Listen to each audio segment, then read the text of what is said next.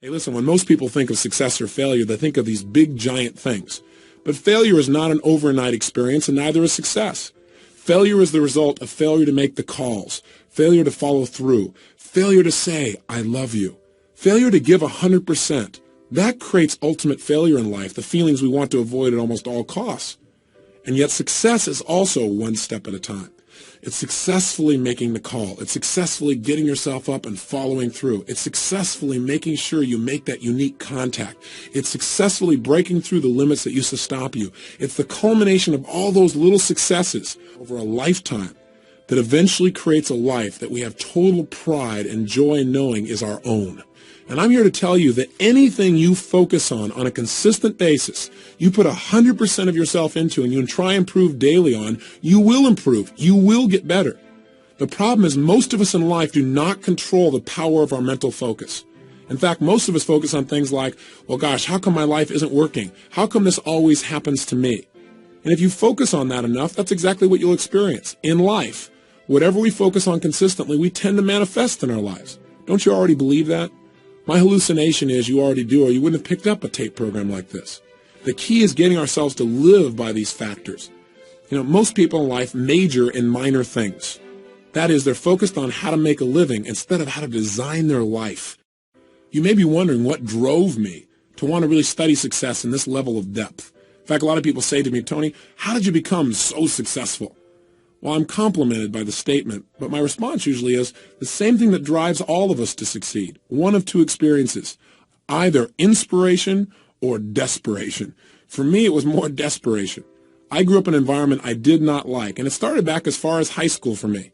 I remember looking around and being dissatisfied. And by the way, if you're dissatisfied with some area of your life right now, instead of being frustrated, get excited. Because I got to tell you something, until you get dissatisfied, you won't do anything to really make your life at another level. Dissatisfaction is a gem. If you're totally satisfied, you're going to get comfortable, and then your life begins to deteriorate. But I found myself dissatisfied with my environment. I didn't like what I saw growing up. I saw my father working extremely hard as a salesman, 40 or 50 hours a week, and yet most of the time we were broke, and I didn't understand why. I remember what that did to him emotionally, and that drove enough pain inside of me that I thought to myself at that time, I don't want to ever have my family have to go through this, and I don't want to have to go through it myself ever again. I thought someday I'm going to master financial success so I can not only help myself but the people around me. And that was a driving force for my success in that area. I remember going to high school, and I was not a real popular kid, but I really loved people, and I loved being around them, and I wanted everybody to like me. And a lot of people did, but I wasn't the most popular kid in school. But I thought someday I'm going to meet the most popular kid in school, and I'm going to find out what makes him so popular. He's probably one of the nicest, most warm and genuine people you could ever meet. I remember the day I met this kid. He treated me like I was dirt. Like, how dare I enter his space? And I thought, how could somebody who's this rude be this successful and having people like him? And it made me want to study what makes people like other people. I remember looking around at people in relationships, people who've been married 5, 10, 15 years, who weren't just hanging out together. They still had that passion, that drive for each other. They really loved each other 100%. It's like they were newlyweds. I remember one day going to my mother and saying, how come this is my fourth father? I'm just curious. And she told me an explanation I didn't quite understand at the time. But I can tell you one thing, it motivated me to want to make relationships work.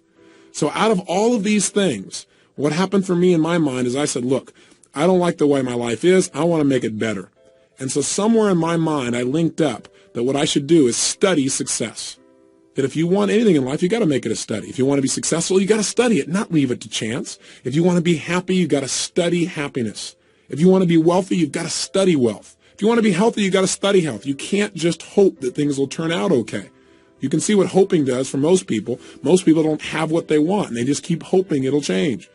The bottom line for me is I went out and started studying success like a madman. I believe that if you will immerse yourself and focus on anything, you're going to get good at it. And so I decided to get good at understanding how to make my life work. And I went out and read almost 700 books in the area of human development.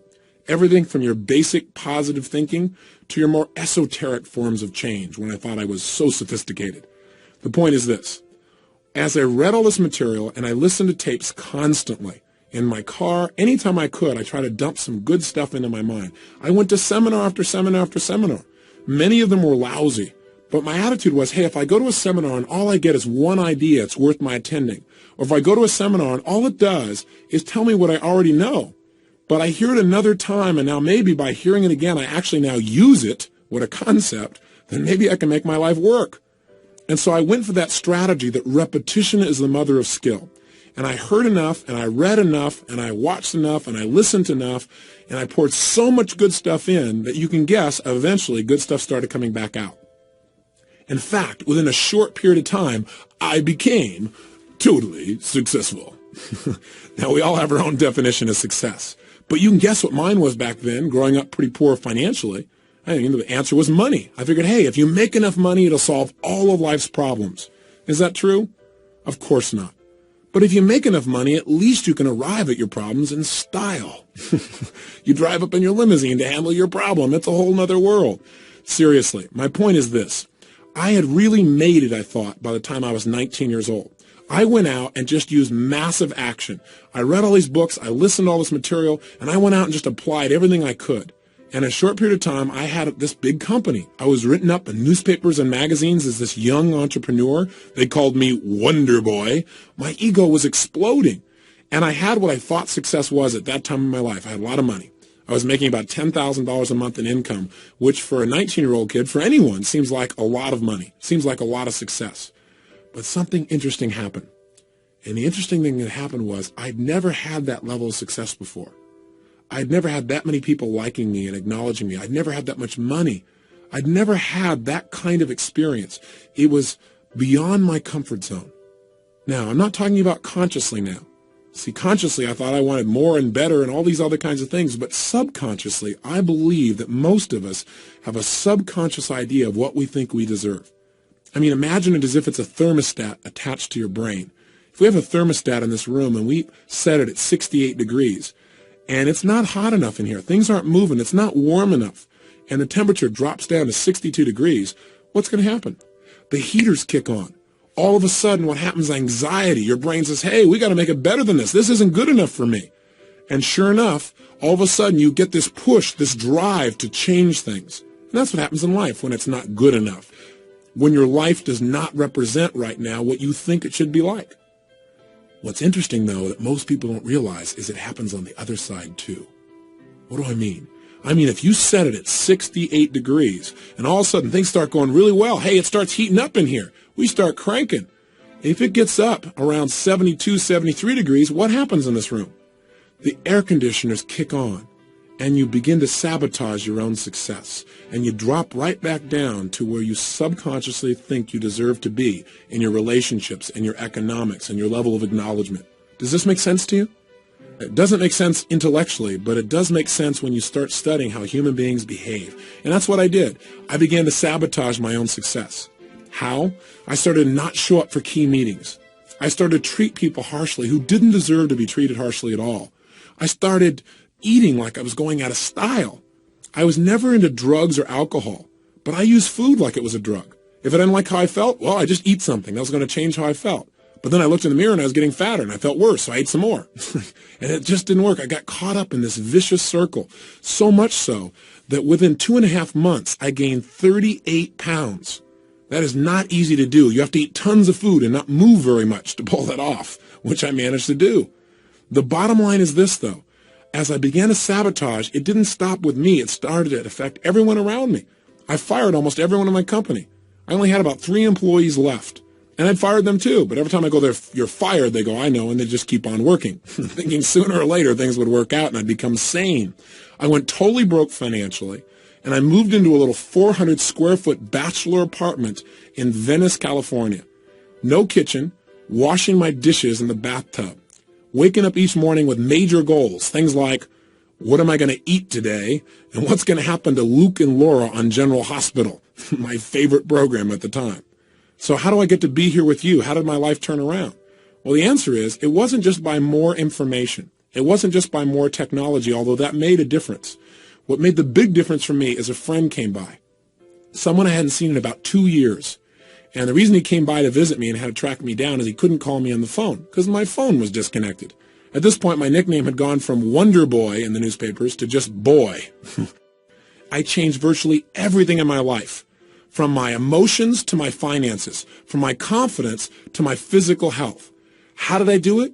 Well, I use what I call the ultimate success formula. And here's what it is. It has 4 steps. If you want to create the success in your life, it always comes back to this. You can use whatever technology you want to reprogram yourself, but these are the 4 steps for success. Step number 1, you've got to know your outcome. In any situation in life, you've got to decide right now, what do I want out of this situation in my life? The more clear you are on what you want, the more you empower your brain to come up with answers. There's an old phrase that may have been overused, but I think it's pretty accurate. It says, clarity is power. You must get focused on what you want. And in this tape program, we have a goal-setting workshop that's going to help you to get precisely clear on what you want in your life, mentally, emotionally, socially, spiritually, intellectually, so that you have something that's the driving force behind your behavior. How can you use this first formula to make a difference in your life right now? How could just getting clear on knowing your outcome help you? Well, I believe when you know your outcome, you've empowered yourself. I mean, let's say, for example, you're in the middle of an argument. And have you ever gotten caught up in an argument where you're so caught up in it that you forgot what you were even arguing for, but you knew you had to win? I know I've been there. See, if in the middle of that argument you were to ask the question, hey, what's my outcome in this situation? You're going to probably find out your outcome is not to argue. The outcome you want is to resolve something. When you get focused on what you really want out of a situation, you empower your brain to use its resources to produce results right now. So get into that habit.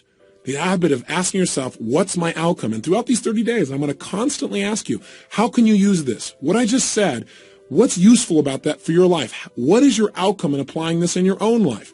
It's critical to continually focus on your target. Even if you're just going to visit with a friend. On the way over to see a friend, ask yourself, what's my outcome? Maybe the answer is, well, just to have fun or to make my friend feel really appreciated and loved. Now, if you know that's your outcome, your chances of having more fun or making your friend feel loved go up 1,000% versus if you just go over and hang out and wonder why you're bored. Now, I'm not saying you have to be so goal-oriented that every minute you're trying to achieve something. I'm just saying it's useful to let your brain know the direction that you're heading. And everyone I know who succeeded had to start with getting clear on exactly what they wanted. Here's step 2, the ultimate success formula. By the way, step 1 I did. I decided what I wanted physically, financially, emotionally, in my business. I looked at everything spiritually. And once I knew, I had the first stage of my personal power.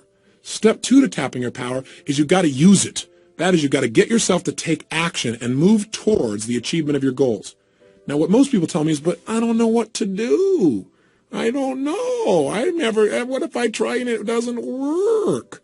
All I can say to you is this. If you try and it doesn't work, you got an education. You're better off than where you were before because you now know what doesn't work. And you'll probably make a distinction or two that'll help you succeed even more. Most people in life have no idea what they want. But worse, a few people know what they want, but they don't do anything about it. They just sit around and hope or say, someday, honey, we'll do this. Someday is now. Someday is here. I remember hearing a phrase years ago that said, the road to someday leads to a town of nowhere. It's a place you don't want to end up in. So you got to get yourself to take action. How do you do that? You decide. I hear people all the time saying, well, gosh, how do I change my life? And my answer is decide to. Make a decision right now you're not willing to settle for anything less than you can be. That you're not willing to live the way you're living right now, no matter how good it may seem, that you're going to push yourself to the next level. Demanding more from yourself than anybody else could possibly expect is true power. And all it takes is deciding. Remember, the word decision in its original Latin root means to cut off from. When you decide, you cut off from any other possibility. The biggest trap that keeps people from taking action is their fear. Their fear of failure, their fear of success, their fear of rejection, their fear of pain, their fear of the unknown. But the only way to deal with fear is face it. Look it eye to eye and take action in spite of it. I'm sure you probably have heard of some of the seminars I do in which we teach people how to break through their fears and take action. And at the end of the seminar, they get a chance to use what they've learned to overcome a major fear and literally walk through fire between 800 and 2,000 degrees Fahrenheit. Now, a lot of people think it's crazy. They go, why would you do a thing like that? Well, it's not to teach people new picnic skills, and it's not mind over matter. Right now, you could walk through fire. I'm not encouraging you to. Make sure you hear me. But you could. It's absolutely possible. You don't need me to do it. You could also be up at 6 o'clock a.m. with total passion for living. You could also have the person of your dreams be in your life right now. You could also be earning what you're worth. You could also have more influence on your children than virtually anyone else. but few people do. It's not what we can do in life that makes the difference. It's what we will do. And we don't follow through because we don't know what we want oftentimes. And when we know, we're afraid to take action. Listen, fear can serve us. Fear isn't all bad. So it'll make us pay attention as long as fear is a counselor and not a jailer. Make sure that you listen to your fear, make some more distinctions, and then get yourself to take action in spite of it. And I got to tell you, breaking through fear is like anything else. It's like a muscle. In the beginning, if you try and lift a heavy weight, boy, you might say, gosh, I can't do this. But if you start small and you build every single day for like 30 days, for example, then what's going to happen is every day you get a little stronger. And pretty soon it becomes effortless to do what used to feel like it was impossible. It's time for you to develop the muscle of making decisions quickly and easily and following through on them. Here's the third key element to the ultimate success formula. Once you know what you want and you get yourself to take action, do your actions always work? Of course not. Most people in life fail much more often than they succeed. In fact, the most successful people are the most successful people because they failed more than anybody else. I mean, think about it. Think about it in baseball. In baseball, a Hall of Famer, someone who is the best in the world at what they do in the area of baseball, they fail 7 times out of 10. How'd you like to have a life like that? The bottom line is to get in the Hall of Fame, they only succeed about 30% of the time. They failed more than 70% of the time. And you know what? That's how life is too. Hey, listen, in doing this taping with you and talking to you personally, I may not sound elegant all the time because I don't care. What I want to do is get across to you. I want you to get the message in your gut. That's what matters to me. If I say something that doesn't work, I'll just move on to something else.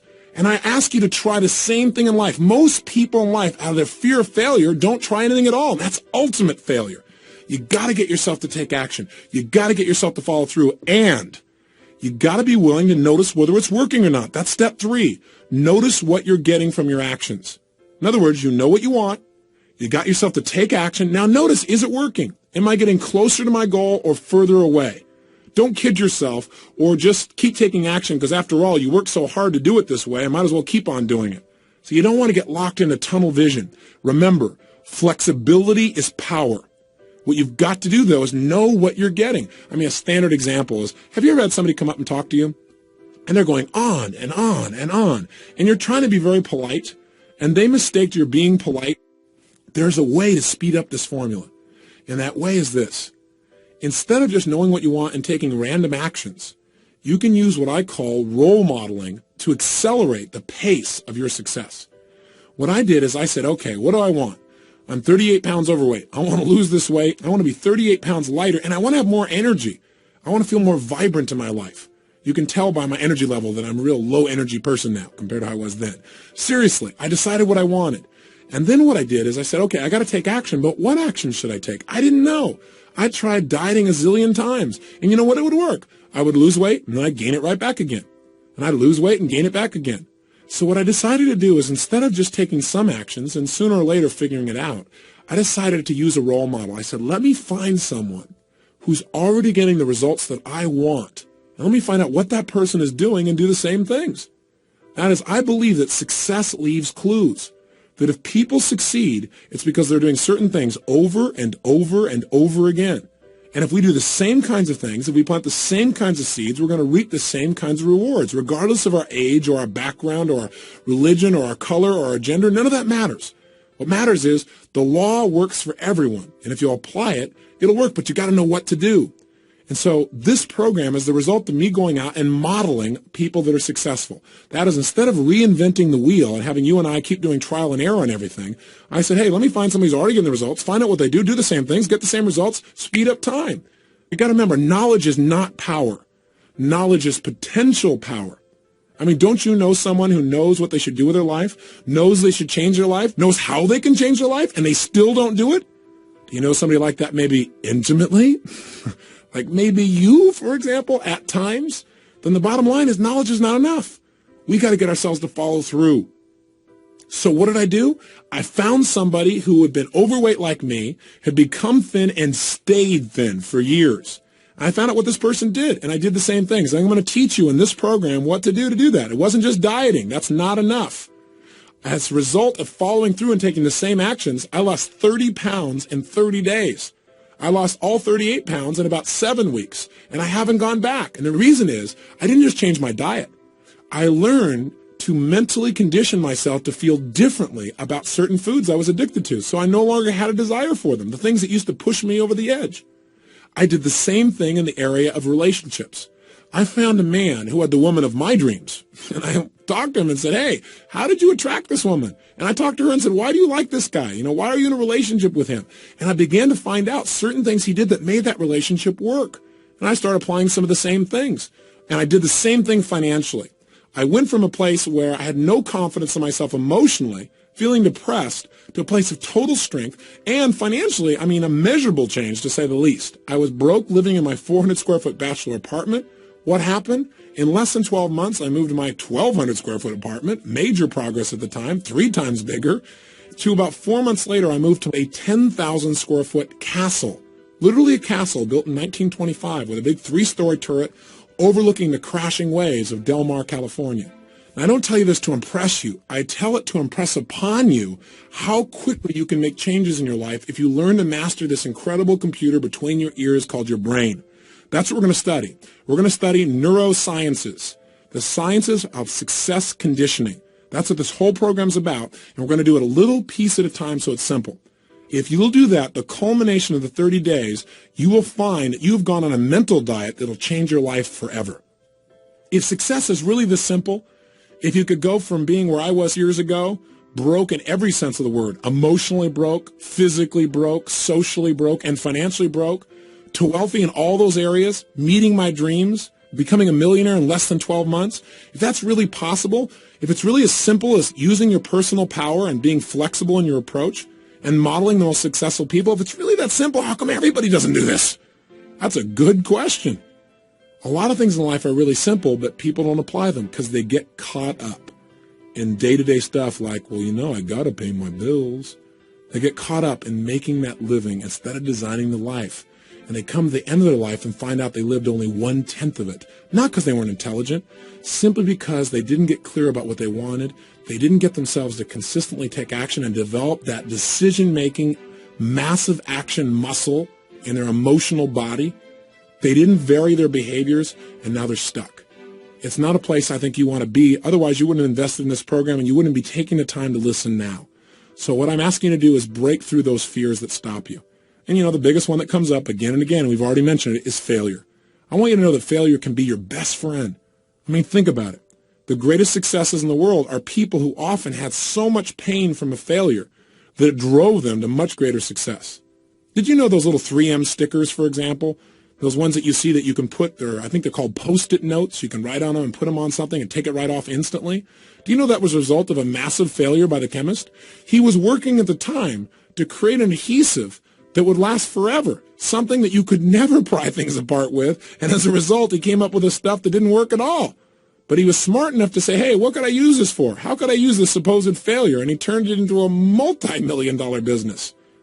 Lee Iacocca, most people would agree, is one of the more successful role models in our country. Now, I got a question for you. How come he's so successful? Because he's a wonder kid? Well, yeah, you could say that. He worked for a company called Ford Motor Company, and he worked his way through the ranks right up to the top, worked his tail off, was driven. What really marked him? His ability to get people to take action, his personal power. He developed skill because he was willing to try almost anything. He wouldn't accept no for an answer. But you know what? He had a little run-in with a guy by the name of Ford, and he fired him, and it burned him pretty good. Now, I got a question for you. Do you think when this company named Chrysler came by and they looked like for sure there was no way they could be turned around, do you think if he hadn't been fired by Ford that he would have taken it? You might say, oh, of course he would. That's the way Lee is. Well, I don't know. According to his wife, she said at the time, he said, honey, I don't think anybody could turn this thing around.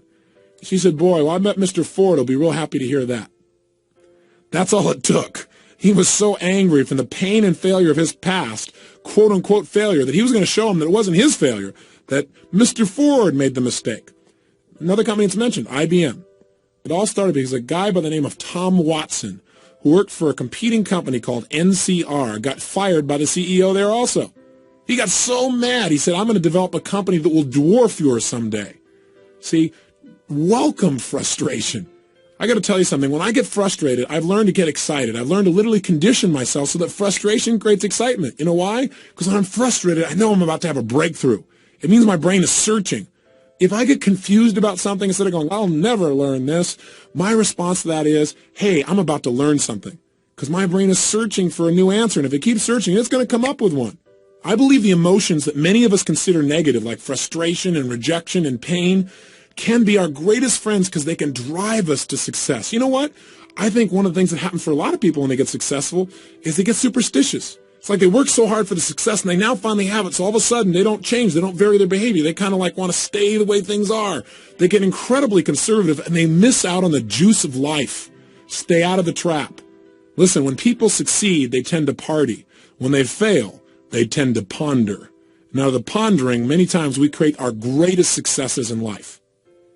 Just remember, it's impossible to fail.